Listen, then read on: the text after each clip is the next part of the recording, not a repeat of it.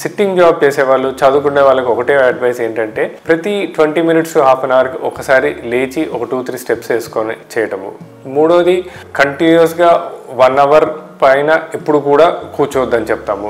నాలుగోది weight management. So ఎప్పుడైతే body mass index wait సరిగ్గా ప్రాపర్గా మెయింటైన్ చేసుకుంటామో మన లో బ్యాక్ అంటే లంబార్ వర్టిబ్రా మీద డిస్క్ మీద ప్రెషర్ తగ్గి దానికి డిస్క్ డీజనరేషన్ అనేది కొద్దిగా అంత ఫాస్ట్గా ఉండదు. సో ఒకటి వెయిట్ మేనేజ్మెంట్, రెండోది ప్రాపర్ ఎర్గానమిక్స్, మూడోది పారాస్పైనల్ మజిల్ స్ట్రెంథనింగ్ ఎక్సర్సైజెస్. మనము బాడీలో రెగ్యులర్గా ప్రతి ఎక్సర్సైజెస్ ఇంపార్టెంట్, అంటే వాకింగ్ దగ్గర నుంచి ఇంపార్టెంటే, కానీ ఈవెన్ స్పైన్ మజిల్స్ కూడా స్ట్రెంథనింగ్ చేసుకోవడానికి పారాస్పైనల్ మజిల్ స్ట్రెంథనింగ్ ఎక్సర్సైజెస్ ఎప్పుడైతే ప్రాపర్గా చేసుకుంటామో సో స్పైన్కి సపోర్ట్ దొరుకుతుంది. సో దాంతో డీజనరేషన్ అనేది కొద్దిగా డిలే అవుతుంది. సో ఇట్లా ఒక మల్టిపుల్ అప్రోచ్ ద్వారా లో బ్యాక్ పెయిన్తో సఫర్ అయ్యే వాళ్ళకి అసలు ఏం ఎక్సర్సైజెస్ చేసుకోవాలి, వాళ్ళు ఎలా మెయింటైన్ చేసుకోవాలి చెప్పడమే కాకుండా టార్గెటెడ్ నర్వ్ రూట్ బ్లాక్స్ ద్వారా ఆపరేషన్ లేకుండా ఒక దీర్ఘకాలిక పరిష్కారం మా ఎపియాన్ పెయిన్ మేనేజ్మెంట్ సెంటర్లో అవైలబుల్ ఉంటుందండి.